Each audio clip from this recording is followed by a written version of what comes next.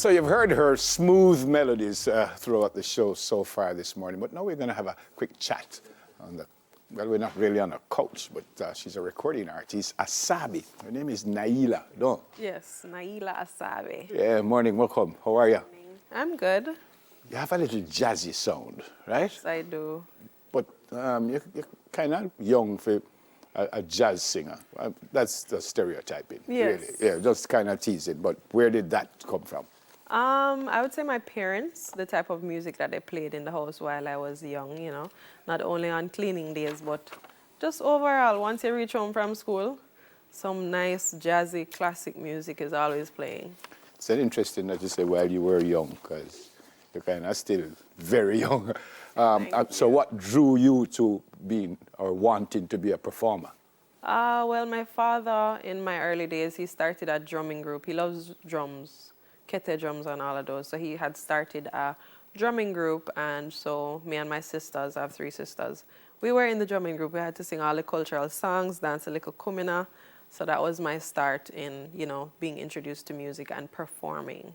And when did you get the bug? When did you think, no, I think somebody might like what I have to say, or how I have to say it? I was in grade 6, and there was a little concert going on, and they said there's, you know, talent prize of $500. That was so much money. Jamaican. Right.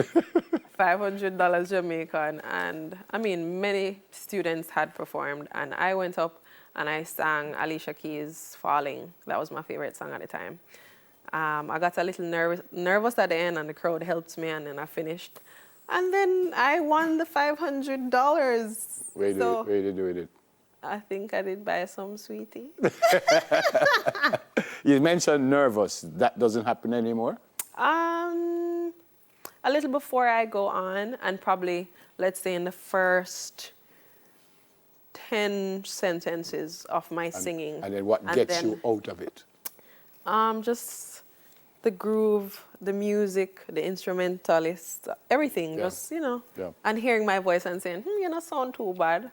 You know, say more, say more, say more. I said jazzy already, but if someone who's never heard you wanted to know your style, how would you describe your style? I would actually put myself on top of jazzy. I would say smooth. I would also give soulful, sometimes raunchy, but you know, I do it subtly. Yeah. So it's not too. I would never think of that word with you, raunchy, not what I've heard thus far. You mentioned Alicia Keys, but is there anyone that you saw as a younger artist or a younger person that said, no man, I want to not necessarily sound like that Other person? than Alicia Keys, I had a strong love for Amy Winehouse when I was in my college days. And also, let's say, Aretha Franklin, some of the music my mom played. Yeah. I really love the Aretha, the Etta James, Billie Holiday. Yeah. Yeah. They say it's a man's world. Why you want to be in this? Well, it's actually just the passion within me. Of course, I've heard, you know, it's a man's world and, you know, men are dominant in it and all of that. But it's just where my heart is bringing me. So I think I should follow because, you know, whatever is inside of you, you might try to hide it or deny it, but once it keeps coming up to you, I think you should always pursue what. Where you are where you want to be right now, or is this much more that you... There's much more, you know, I've just... In what area? In your voice, in how you handle the stage? I would say in how I handle the stage also. I would also say exposure, where I want to be, what kind of performances I want to be doing. You know, I love like a full band thing because I used to work at Trident in Portland, and I had a full band there, like double bass, wind instruments, everything, and it was just like a big band vibe, and that felt really good. And I'd love to bring that back into not only performing. I perform covers at times, but you know, I just want that big band within my personal music. Write your own stuff? Yes, I do. Is that easy to do? If I'm in a great mood or in a great environment, it is easy as long as it's quiet. Usually I write at nights when I'm alone, you know, have a nice glass of red wine and just, you know, either listen to some beats that I've been given or something just comes to me randomly and I press record and... Yeah. You write what you think we as your listeners want to hear, or you write what you think we should hear? It is a mix because sometimes I'm writing and I would say, I don't really think they fully care about what I personally feel. What would they also probably think, you know? So I would get like some probably reference from some friends to have an idea as to what you think about this, and I'd implement it within my writing. Yeah.